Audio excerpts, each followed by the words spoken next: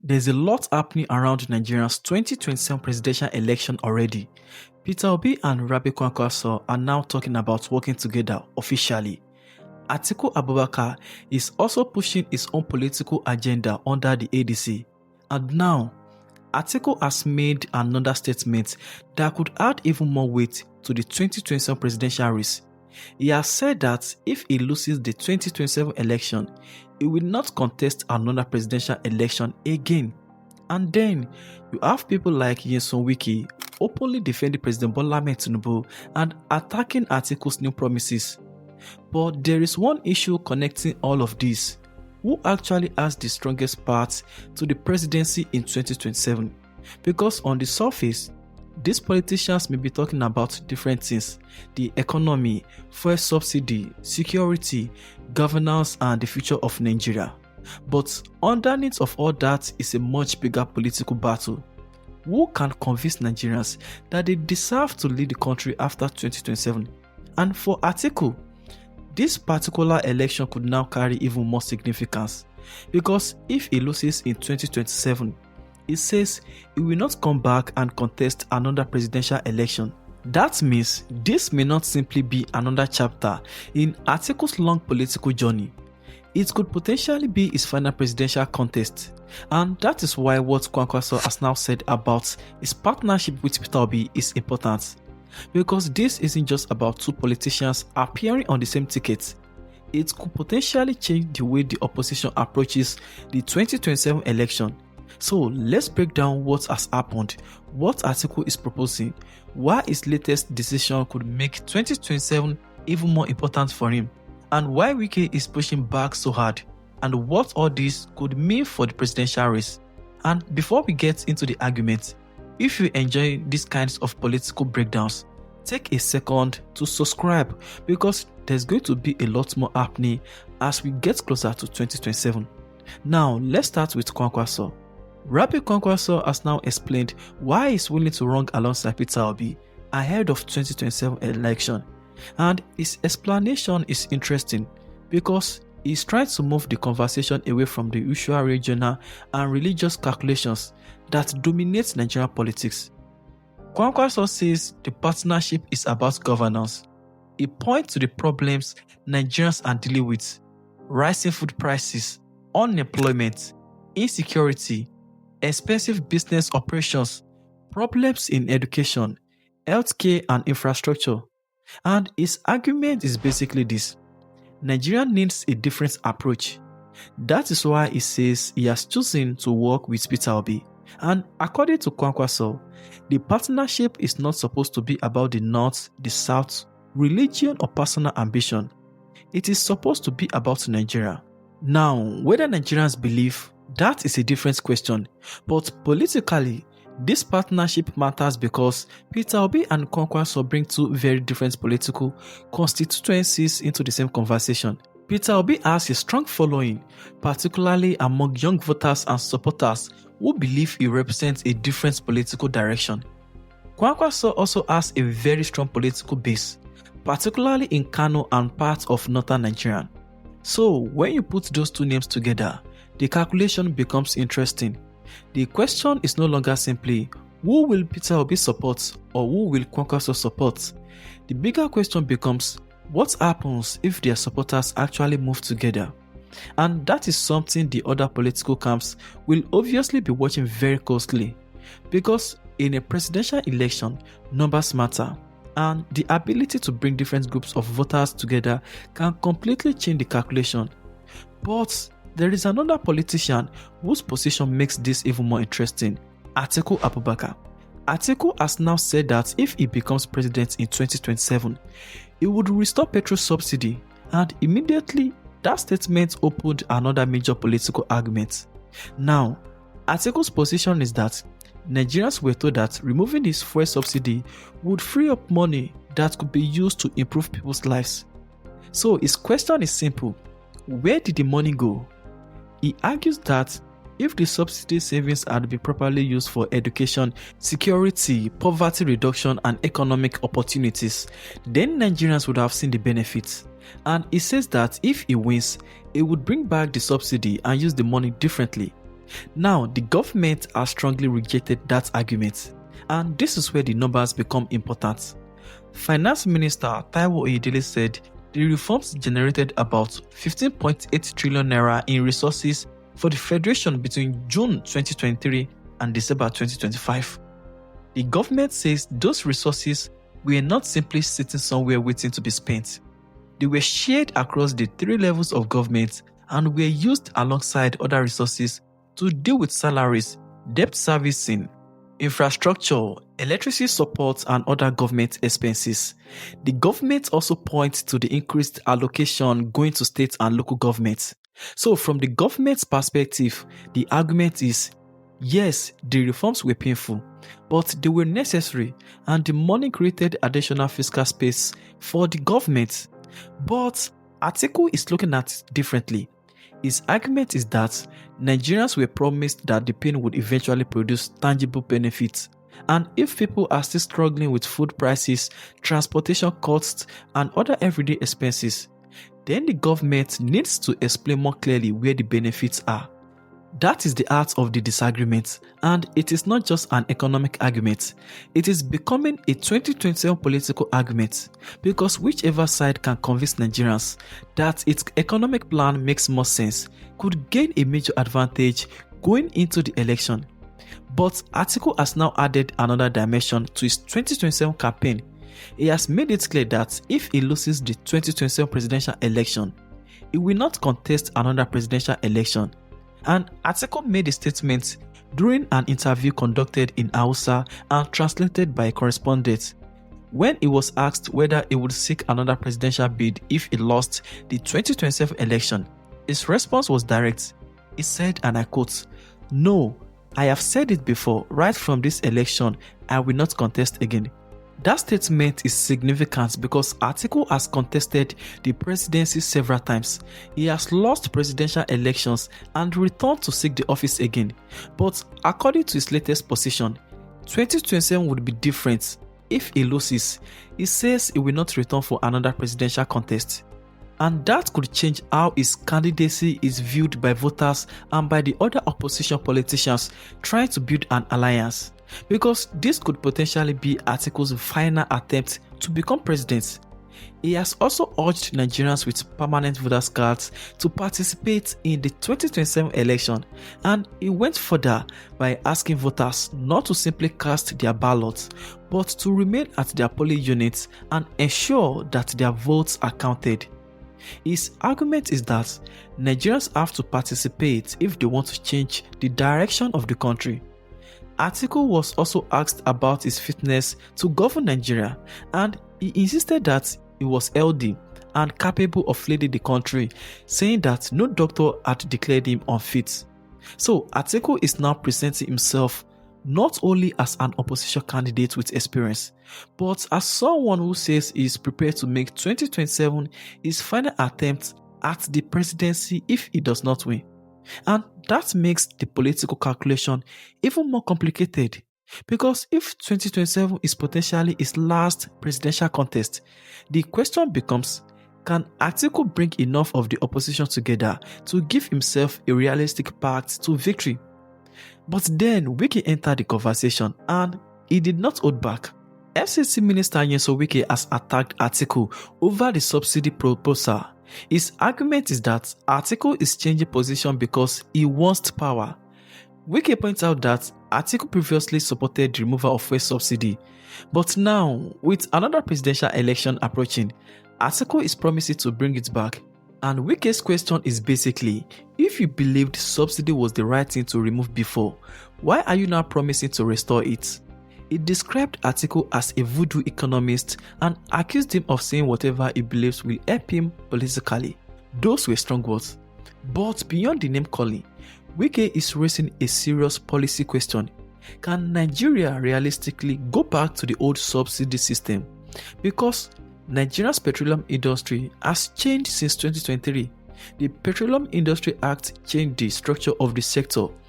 NNPC is no longer operating exactly like the old NNPC, and Nigeria now has a major domestic refinery in the Dangote refinery. So, the fuel market Atiku will be dealing with in 2027 is not exactly the same market that existed before the subsidy removal.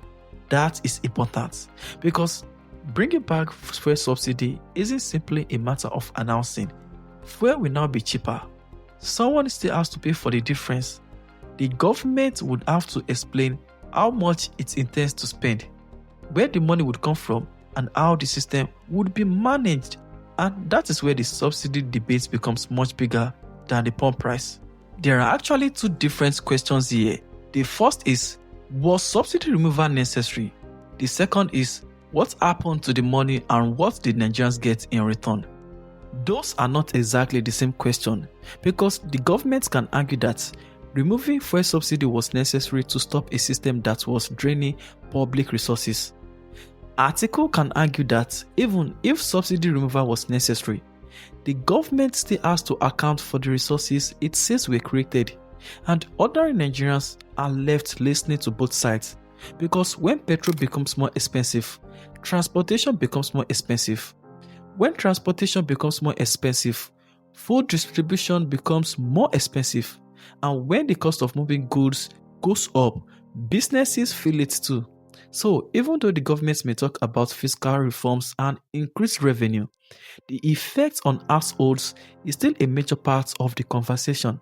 And that is where the 2027 election becomes interesting because politicians are not just going to campaign with statistics, they are going to campaign with people's experiences. One side will say, we inherited a broken system and started fixing it. And another side will say, you cannot keep asking Nigerians to sacrifice without showing them enough results.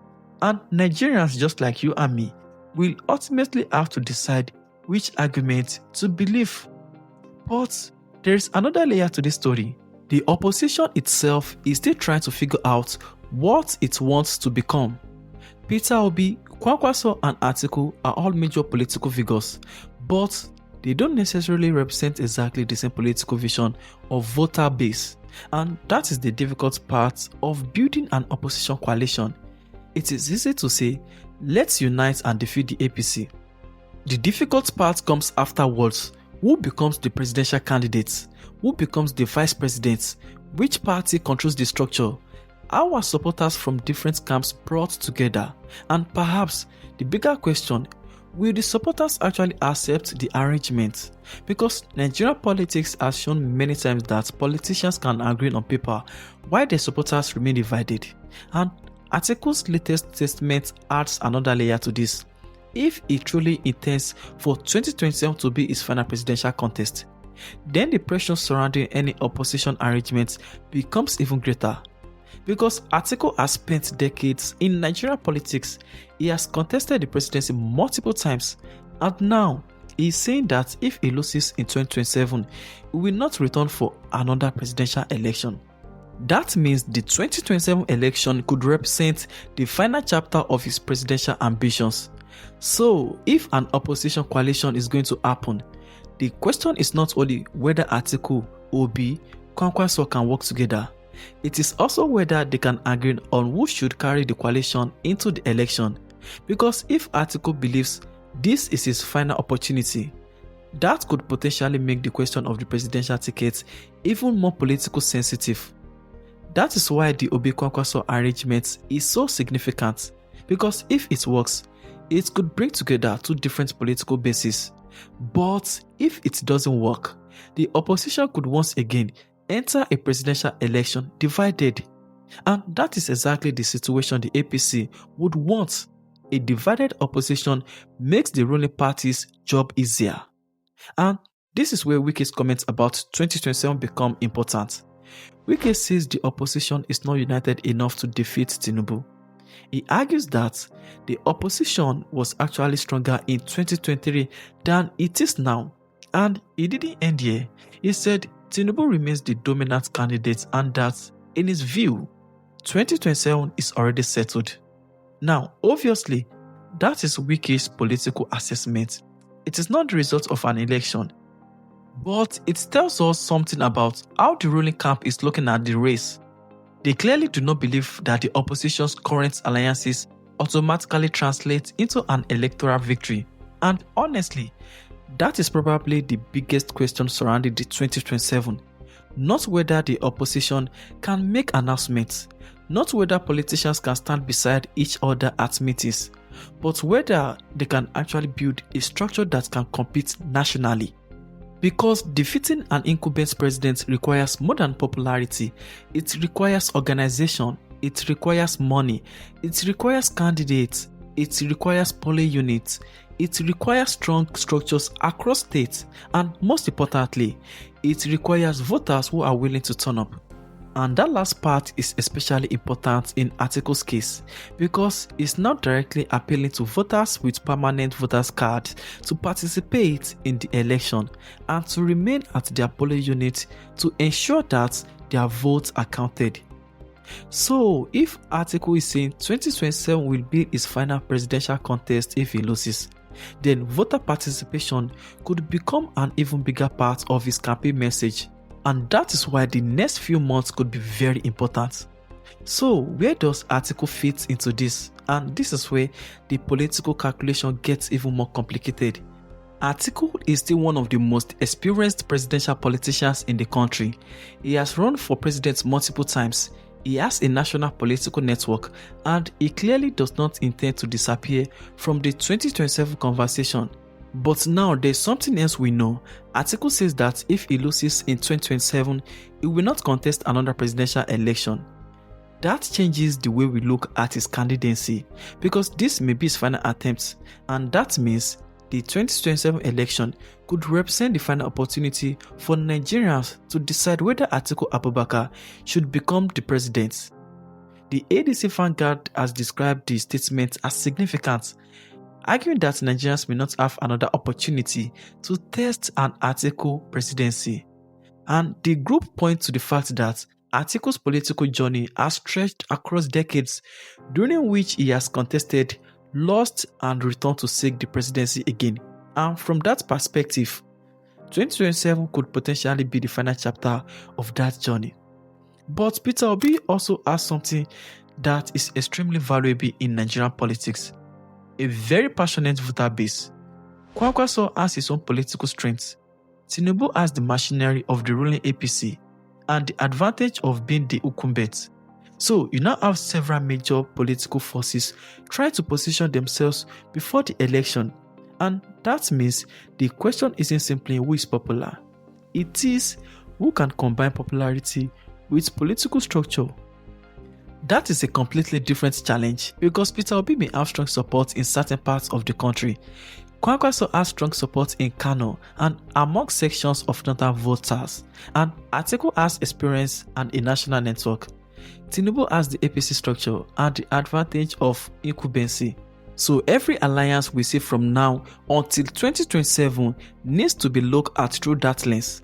What does each politician bring to the table? And what does each politician want in return? And in Atiku's case, there's now an additional question. If this really is his final presidential contest, how far is he willing to go to build the coalition he needs to win? Then we come back to the issue that may ultimately matter most to voters, the economy. Because regardless of which politician wins the political argument today, Nigerians will eventually judge the administration by what happens to their lives. The government says the reforms were necessary. It points to increased government revenue. It points to higher allocations to infrastructure projects and to investments in education and other sectors. And it argues that Nigeria is gradually moving toward a more sustainable economic system. But the opposition is saying, fine, but what about the cost of living? What about food, transportation, jobs, and small businesses? What about the purchasing power of ordinary Nigerians? And that is why the economic debate is going to be so important in 2027, because even if the government can prove that some of its economic indicators are improving, the political question will be whether Nigerians believe those improvements are reaching them. That is where the election will become very personal. Not personal in the sense of attacking anybody, but personal because people vote based on what they believe the next government will mean for their families, businesses, and future. So, when you put everything together, we have a very interesting political picture. Peter Obi and Kwankwaso are presenting their partnership as an attempt to provide a different direction for Nigeria. Atiku is presenting himself as another alternative and is already putting forward different economic proposals. But Atiku has now also made it clear that if he loses the 2027 election, he does not intend to contest another presidential election. That could make 2027 particularly significant for him, and the presidency is attacking those proposals. Wike, on the other side, is defending Tinubu's economic reforms and questioning the opposition's ability to defeat the APC.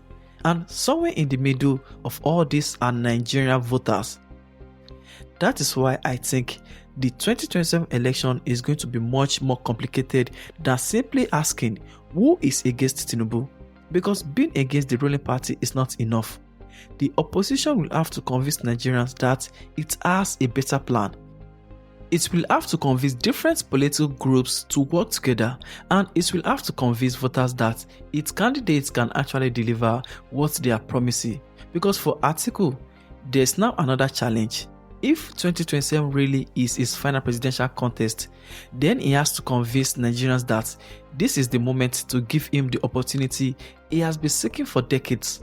And at the same time, the APC will have to convince Nigerians that the sacrifices of the past few years were necessary and that the benefits are finally becoming visible.